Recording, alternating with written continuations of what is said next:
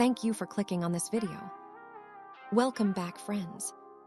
My parents told me to sell my house to pay my sister's $150,000 debt. This wasn't a request. It was a demand, issued after they had cut me off completely 5 years prior. My mother's voice cracked across the kitchen table as if the years of silence between us were nothing. My father just nodded, a judge confirming a sentence.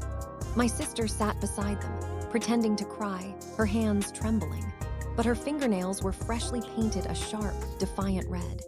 They wanted me to liquidate my home, my sanctuary, to erase her financial ruin. I was to be their personal bank. I refused, calmly and directly.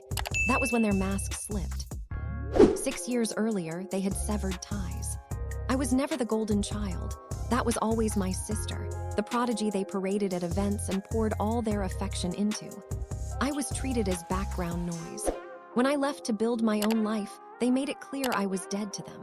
No calls, no support, no kin. So I persevered. I worked, saved, and built a life brick by brick, paycheck by paycheck. I bought my house with my own 2 hands and my own money. When they reappeared, suddenly remembering I existed, I knew exactly what they wanted. Not me, not a relationship, but my assets. I thought no would be enough. I was wrong. A few days later, I returned home to find devastation.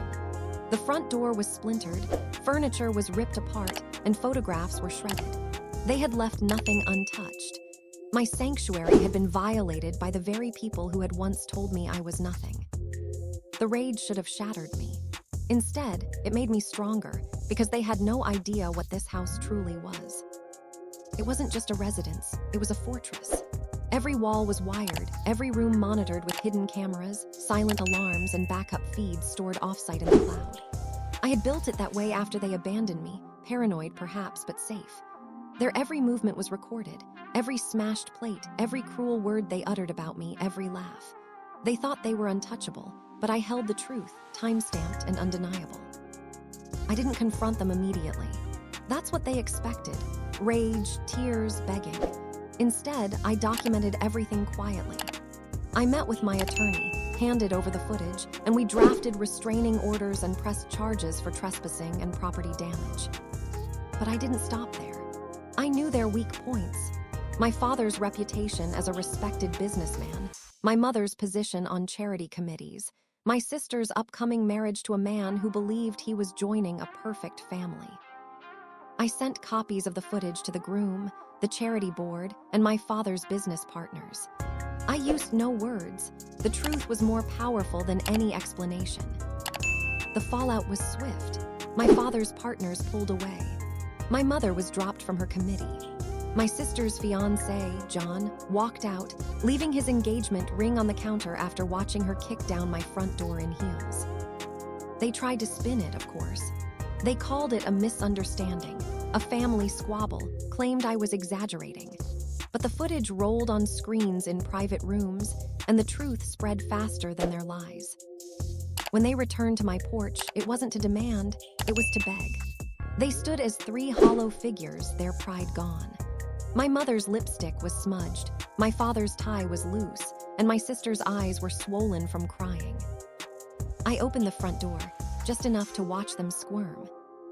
"Please," my sister whispered. "We didn't mean it." But they did. They always did. And I wanted them to feel what I had felt for years, shut out, unwanted, invisible. So I locked the door slowly and loudly and left them outside. Do I have any regrets? No.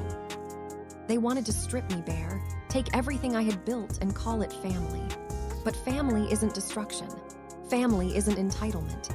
Family doesn't cut you off, then claw its way back only when debt collectors close in.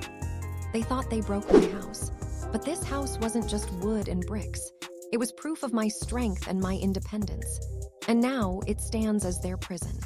Every time they drive past, every time someone whispers Thanks for watching PastQuest. If you enjoyed the journey into history, don't forget to like, share, and subscribe for more amazing stories from the past. See you in the next quest.